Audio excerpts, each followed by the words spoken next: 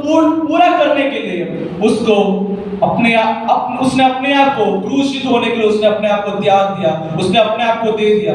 लेकिन फिर भी वचन हमें यह बहुत प्रत्येक रूप से बताता है, उसके जो चेले लोग थे, जो उसके साथ 3.5 साल उसके साथ चले, जिन्होंने उसकी बातें सुनी, जिन्होंने उसको सुना, जिन्होंने उसके महका, जो उसके साथ बैठे, जो उसके साथ चले, उन्होंने इस प्रकार की गवाही दी, देखो वो तीसरे दिन जी उठा है। और वही बात हम आपको बताते हैं, देखो यीशु की ओर, क्योंकि वो तीसरे दिन जी उठा है, वो जीवित है। इसलिए हम उस जीवित परमेश्वर के वचन को आपके सम्मुख लेकर आ रहे हैं। अगर आप विश्वास करेंगे तो जरूर वह आपके जीवन में कार्य करेगा।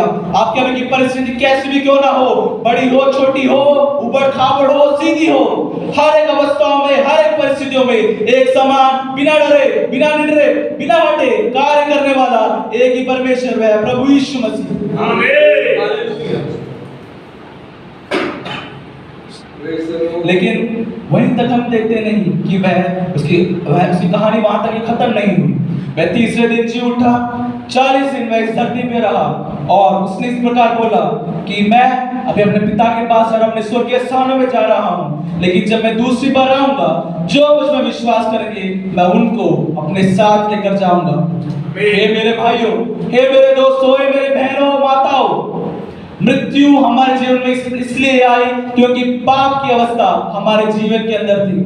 मानव को मनुष्य को जब परमेश्वर ने बनाया, उसको अनंत काल की जीवन प्रदान करी थी, लेकिन उसके पाप के कारण, उसके गलती करने के कारण हम देखते हैं उसका अनंत काल का जीवन मृत्यु में बदल गया। उसी अनंत काल के जीवन के लिए परमेश्वर फिर से हमें बुला रहा है।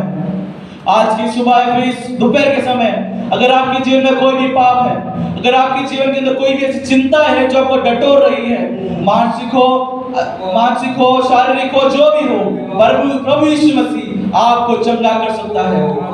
आप शायद आपके पापों की वजह से, आपकी चिंताओं की वजह से, आपके घृणित स्वभाव की वजह से आप शायद चिंता में होंगे, आपके साथ वाले चिंता में होंगे, लेकिन हम आपको बताना चाहेंगे कि यीशु मसीह आपके जीवन को बदल सकता है।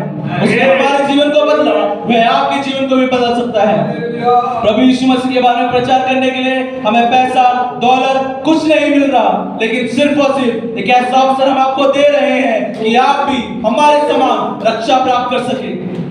इसका उदाहरण थोड़ा स्पष्ट रूप से दूं, अगर एक बिल्डिंग के अंदर, अगर एक घर के अंदर आग लगी हो, तो उस आग में से उस घर के अंदर लेकिन अगर कुछ लोग हो, उन लोगों